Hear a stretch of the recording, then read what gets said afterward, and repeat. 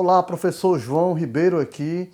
Olha, esse vídeo eu acredito que vai ser perfeito para o pessoal que está estudando História no ensino fundamental e principalmente o pessoal que está fazendo isso no ensino médio.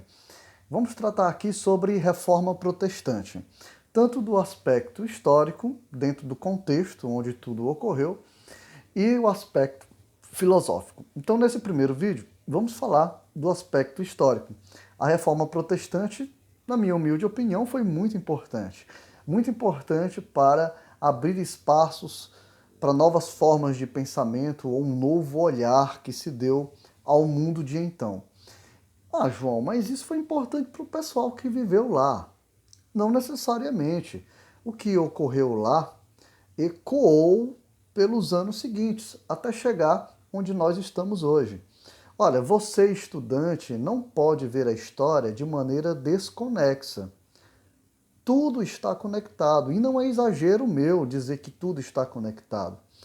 A história da humanidade, a história de tudo. João, toma muito cuidado, João, tu tá falando de maneira generalizada, a gente tem que evitar generalizações. Também a gente não pode tornar essa frase evitar generalizações como uma regra, visto que nas regras existem também exceções. Então, há generalizações que podem ser feitas.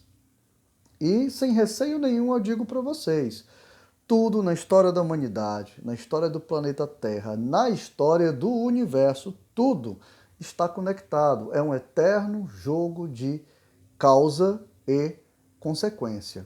É assim que funciona a lógica da vida, tá? Então, o que aconteceu lá, essa reforma protestante da Idade Moderna, após o século XV, ela vai ganhando muita força, mas sua origem já remonta do século XIV, quando a Igreja Católica ela vai perdendo poder ideológico. Não é que a Igreja Católica deixou de ser uma grande instituição religiosa, de forma alguma. Prova disso é que ela está aí hoje, tá?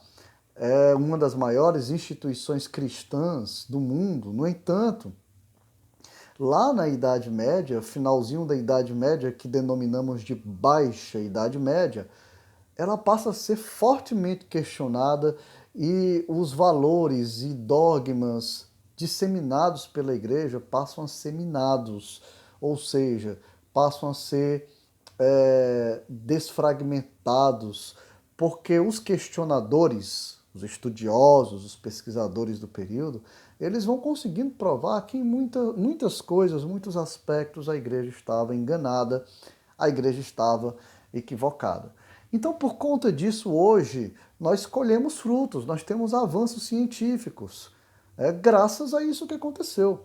Tá? A reforma protestante foi um dos fatores que contribuiu para hoje você e eu termos disponível essa tecnologia, como a internet, os aparelhos móveis, o homem ter conquistado a Lua, ter ido ao espaço e tantas outras tecnologias que nós temos hoje em dia. João, mas tu não está exagerando, não? Não estou.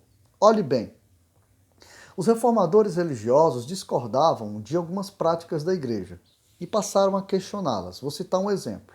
Martinho Lutero, talvez o nome mais famoso entre eles. Outros exemplos, eu posso citar o João Calvino, que deu origem ao calvinismo, tá? Henrique VIII, que para nós aqui no Brasil não tem tanta influência, mas na Inglaterra sim, foi um rei da Inglaterra que acabou rompendo com a Igreja Católica, criando uma nova denominação religiosa muito parecida com a Igreja Católica. A principal diferença talvez tenha sido que o próprio rei, ele liderava politicamente a nação, mas também liderava a igreja. Era um cesaropapismo, né?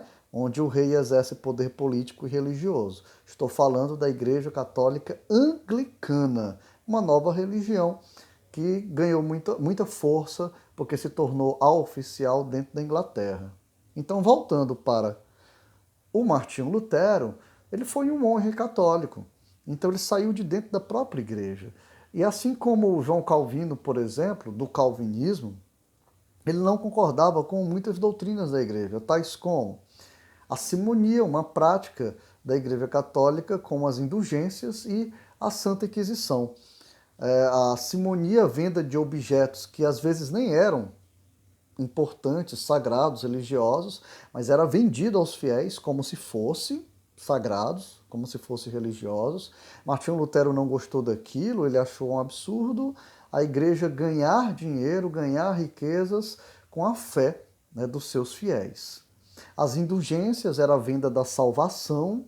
A igreja, por meio de um documento, uma carta papal, né, uma carta que dava liberdade à alma daquele que estava sofrendo no purgatório, né?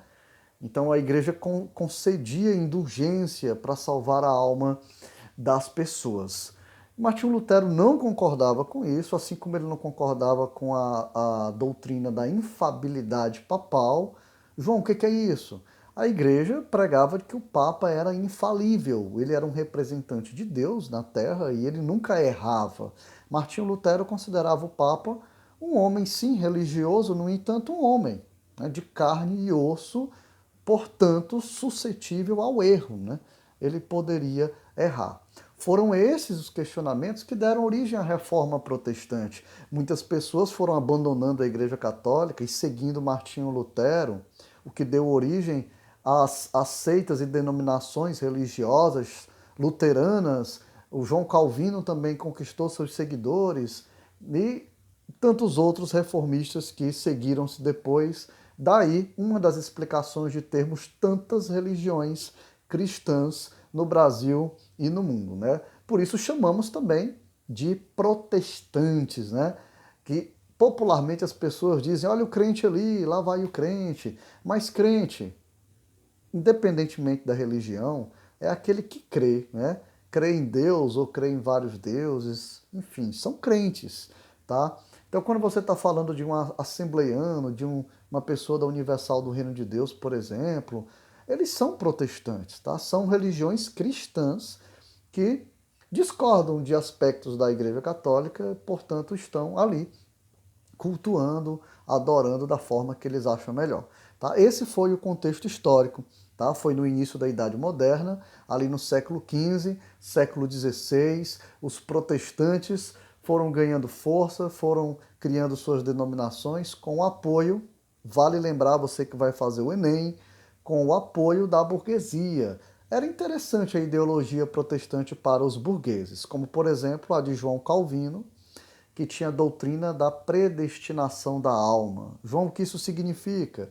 Para João Calvino, ele é baseado em um versículo lá do livro de Apocalipse, no Novo Testamento, ele se baseou num versículo lá para dizer, para disseminar a crença, que acabou se tornando uma verdade para os calvinistas, de que sinal de riqueza, de prosperidade, é sinal de pré-eleição, ou seja, você nasceu já predestinado a ser salvo, tá? A mão de Deus está sobre você, sobre sua cabeça, porque você tem prosperidade financeira. Isso agradou muito a burguesia, uma classe econômica ali na Idade Moderna, ligada ao capital, ao mercado, né, ao mercantilismo, que aí já é assunto para outro vídeo. Então esse daqui foi um resumo do contexto da Reforma Protestante. Espero que o vídeo tenha sido útil. No nosso próximo vídeo, eu vou falar sobre a Reforma Protestante dentro da ideologia filosófica, dentro das possibilidades de entendimento do mundo de uma forma diferenciada, né? Por uma nova holística, uma forma nova ou diferenciada de ver o mundo. Vamos ver isso no próximo vídeo.